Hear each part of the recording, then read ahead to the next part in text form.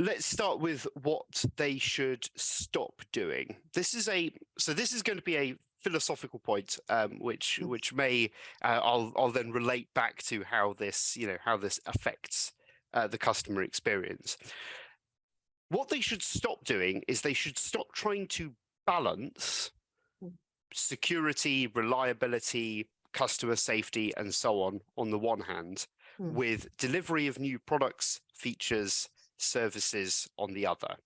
A lot of banks, when you talk to them, will end up talking about this balance between these two things. Yes. They will, and the balance implies that if I push one up, I can only do so by pulling the other down. Yes. So I can only release new products and features by doing things that are unsafe and dangerous and will risk customer experience. And I can only safeguard customer experience by slowing down and not giving them new features and so on. And the problem with this balance is that it not only means that because banks are inherently conservative, customer experience is normally the thing that suffers from those two. It also means that the bank is constantly at war with itself, with different departments, because different departments will constantly come down on different sides of this seesaw, and they'll be constantly fighting within themselves.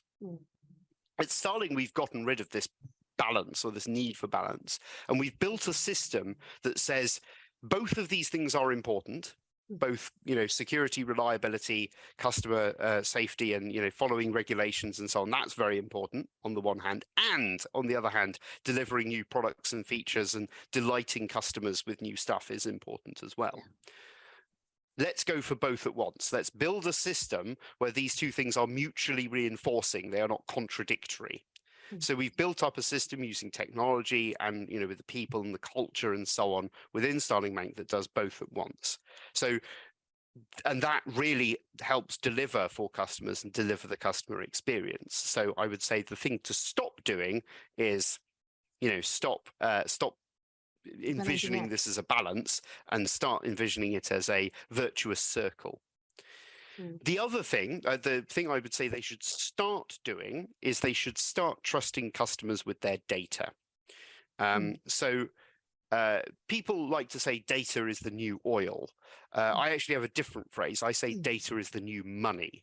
What I mean by that is that a bank holds money on behalf of its customers. Now, a bank is allowed to benefit from money in aggregate. So if we take all the customers' money, put it together in a pile, and then lend it out, where that's how banks operate. So we can do that. But if a customer comes back to us and says, "I would like my money back, please," we have to give them their money, right? That's because it's their money. We're holding it in trust. We think the same way about data. A customer's data is theirs. So we can benefit from data in aggregate, across all customers. We can take all customers' data and look at it in aggregate to spot patterns, trends, both for the purposes of safeguarding customers against, fraud and financial crime and so on, and for the purposes of making, judgments about where we, best go next, what products and services are good and we should release and so on.